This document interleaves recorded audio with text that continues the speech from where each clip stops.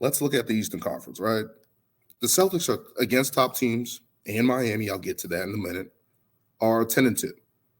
10-2 against the top teams in the East. And now I know these numbers can be fluctuated and people are kind of like, well, we faced these teams without certain players. There were injuries. These teams are playing better since then. These teams are trying to get healthy, get back on the right track. But even with that, even with us going against Milwaukee 1-1, one blowout, which was probably another game that was probably the worst from Jason Tatum and Jaylen Brown, where people are, since the coaching change with Doc Rivers, the Milwaukee Bucks are getting back on track. They're supposed to get Chris Middleton against the Suns. I believe he's being cleared to come back.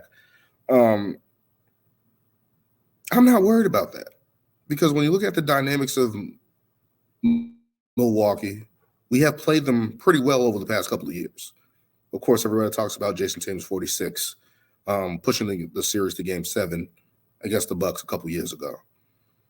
When you have that guy that can go toe-to-toe with Giannis, you got to give yourself a chance, right? And now the injury with Chris Middleton, he's coming back for the scene if he can get back.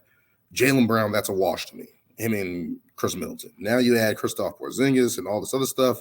You got Damian Lillard, who's trying to pick it up, who's been dynamic in those situations, been clutch in those situations, have had big-time moments, big-time games. But we got two guys who are Drew Holiday, Derek White, Jaylen Brown, Jason, multiple guys that you can throw at Dame to kind of derail his offense, right? Derail his rhythm. So why is there so much skepticism with the Bucks and all these other teams that are building up? Cleveland, we're 2-1 against. Cleveland is a team that I've been saying since the start of the season, we got to keep an eye on them. Implementing the three with Max Strus and George Niang and having that type of dynamic. Donovan Mitchell has the ability to go off at any moment. Darius Garland kind of figuring out that way to how to play in that backcourt with him. Evan Mobley trying to find his way back from injury. Jared Allen has been a stellar for them. So that's a team that I've always been looking at and saying they're tough, right? Like everybody remembers that Grant Williams moment from last year where he says, I'm going to make both. But those instances, that's just not going to happen, right? But Cleveland's going to be a tough team. Like that's not something I'm blind about or being a homer about. Like I know Cleveland and Milwaukee are going to be tough teams, but do we think that the Boston Celtics can't beat them? Like everything is not going to be in our favor against those teams. Like that's just the way it is. That's the way the NBA works. There's going to be competitiveness. There's going to be advantages for both sides. But I'm still confident the Boston Celtics can beat those two teams. Moving on to the New York Knicks, who have been in a state of flux before with the Julius Randle injury, OG Anunoby injury. Jalen Brunson got hurt a little bit, but he's back. He had 42, I believe, against the Kings. But we're 4-0 against the Knicks. And the Knicks are going to be tough as hell. They're a Tibbs coach team. They're going to be tough as nails to defeat. That's just the way Tibbs is.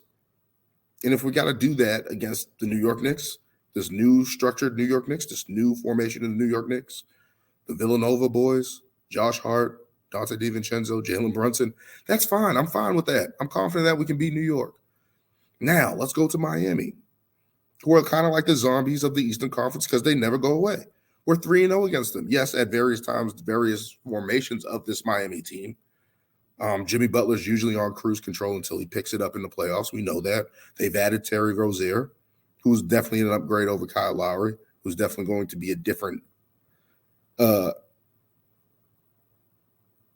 an upgrade for the Miami Heat in that regard because he just adds a scoring ability, a little bit more speed, a little bit more offensive efficiency, a little bit more offensive dynamics in that regard. You know, of course, they got Tyler Hero. They got a great Bam Adebayo, Jaime Jaquez. I understand all that. But I'm still confident the Boston Celtics beat them. So in the Western Conference, if we got to go through Denver, that's fine. Now, if we got to have this boogeyman, the Miami Heat, if I'm a Boston Celtics fan, if I'm the Boston Celtics and Miami comes up, I want to beat them if I want to get to a championship, especially because of what happened last year. I want the Boston Celtics to beat them, not run away from them, not cower from them, not be scared. This fan base, the media in Boston, is so scared, is so skeptical, like so they want something wrong. They don't believe in the team at any point in time. And I've argued with people, the Celtics were, it doesn't matter what spot the Celtics are in. There's always going to be skepticism until they get it done. That's how I argue with the Boston media and Boston Celtics fans who are malcontents. I call them malcontents. When you sit there and you try to nitpick at everything, say, why isn't this perfect? We shoot too many threes. We can't beat this team. What about this team, what they're doing? That team's on the rise, whatever the case may be. After All-Star break, the only two teams that are playing better than us by a couple games are the OKC Thunder and the Denver Nuggets, who have played more games than us. That's it. That's it for this Boston Celtics team. That's it for this Boston Celtics team. Like, those are the only two teams that are playing better than us, and that's only because they played more games. The Celtics are 9-2. Jaylen Brown's playing out of his mind. Jason Tatum's picking it up. The bench is learning how to play. Sam Hauser, Payton Pritchard, Al Horford, who stepped up big the other night. Xavier Tillman's getting in on the action, who I was happy about that acquisition when we made that trade.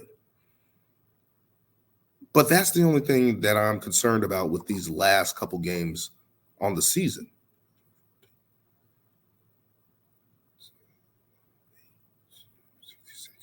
There's 12 games left in the season, if I'm looking at this correctly.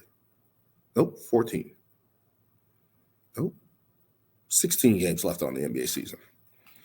There's 16 games on the NBA season. The only thing that I'm concerned about the Boston Celtics is just getting that bench ready, getting Sam Hauser more confidence, getting Xavier Tillman more acclimated to the offense and defense, seeing who can play. Payton Pritchard, seeing if he can be a standout. Obviously, he's going to be the backup guard, and that's my main concern. The top five: Drew Holiday, Derek White, Jaylen Brown, Jason Tatum, Kristaps Porzingis. I'm not worried about those guys for the Celtics.